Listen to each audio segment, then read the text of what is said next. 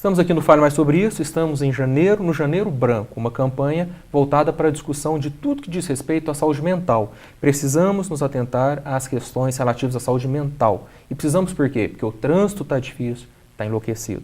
Porque as escolas estão vivendo situações de violência entre alunos, professores e alunos. Porque as famílias, muitas famílias, vivem múltiplas violências, explícitas ou implícitas. A saúde mental deve vir à tona, deve ser um assunto tão importante quanto a ecologia, quanto o meio ambiente, né, quanto esses assuntos já foram, e ainda são, né, em muitas aí das conferências, fóruns, discussões, encontros, reuniões de homens.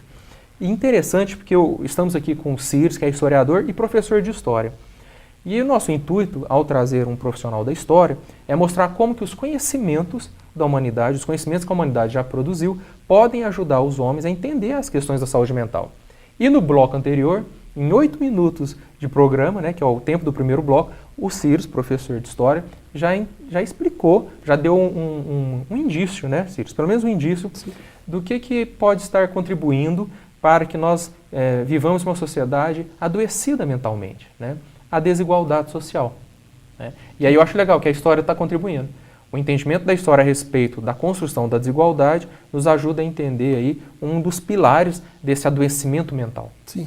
Desigualdade e adoecimento mental têm relação íntima. Sim, permita-me, Léo, que eu volte um pouquinho. E, novamente, lá na Europa do século XVIII, do final do século XVIII, um dos brados do movimento iluminista era o brado pela liberdade. E a liberdade, naquele momento, significava a possibilidade do ser humano construir, conceber e aplicar o resultado das suas capacidades cognitivas, ou seja, do seu potencial de pensar. Então, o direito ao livre-arbítrio, o direito do livre pensamento e da difusão do resultado desse pensamento. Diziam eles que não bastava apenas a liberdade de concepção e difusão de ideias. Era fundamental também a liberdade na plenitude, a liberdade política, a liberdade econômica, a liberdade em todos os sentidos, a liberdade de reunião, de resistir à opressão.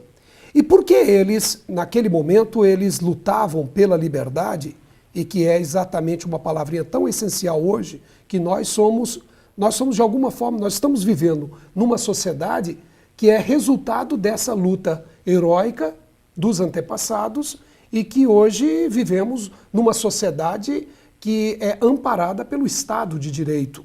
E por ser amparada pelo Estado de Direito, nós então temos o pleno gozo da liberdade. E é a liberdade um dos meios para que a gente consiga a felicidade. Nós queremos a felicidade. Entendemos que a felicidade será possível se tivermos a capacidade de colocar nossos conhecimentos a nosso favor. Mas é sabido que muitos conhecimentos são manipulados e muitos destes conhecimentos acabam sendo utilizados contra a humanidade e não em favor dela. Talvez um exemplo clássico na história seja a bomba atômica que ceifou milhares de vidas em 2 cidades japonesas no final da Segunda Guerra Mundial. Ali está, nós estamos diante de um quadro de avanço importante da tecnologia, do conhecimento, porém a forma como se apropriou desse conhecimento não foi para atender às demandas legítimas da sociedade, mas para um propósito específico de um grupo ou uma organização ou um governo que pensava em tudo menos na sociedade e muito mais nas suas conveniências. Então é muito importante que a gente esteja bastante alerta para isso. Nós queremos a felicidade, nós queremos usar os conhecimentos ao nosso favor e nós também temos que ter a capacidade de criticar aqueles que usam tais conhecimentos contra nós, contra as demandas e as aspirações legítimas da sociedade civil. Nós não podemos, em hipótese alguma, transigir diante da tirania, transigir diante do despotismo, transigir diante da corrupção e nós também não podemos transigir diante da desigualdade. Não estou aqui fazendo apologia de uma sociedade igualitária. O que eu estou defendendo é que, pelo menos, a gente tenha algum bom senso. É possível construirmos um contrato a partir do qual seja possível proporcionar ao conjunto maior da sociedade condições melhores de sobrevivência, e à luz dessas condições melhores de sobrevivência, aí sim a gente pode discutir muito, incluindo a todo tipo de saúde, incluindo a saúde mental. Mas o que nós podemos fazer nesse momento? Olha, muita coisa. Acima de tudo, conscientizar as pessoas. As pessoas precisam estar, os seres humanos precisam estar cônscios, e estar cônscio não quer dizer apenas ser consciente a uma causa ou desalienar-se diante de uma causa. Significa estar consciente e agir de acordo com essa consciência. E agir de acordo com essa consciência, aquilo que a sociedade clama por direito, eu devolvo para ela. É direito e, ao mesmo tempo, um dever. É direito que eu vá para as ruas exigir que os meus irmãos tenham uma qualidade decente e humana.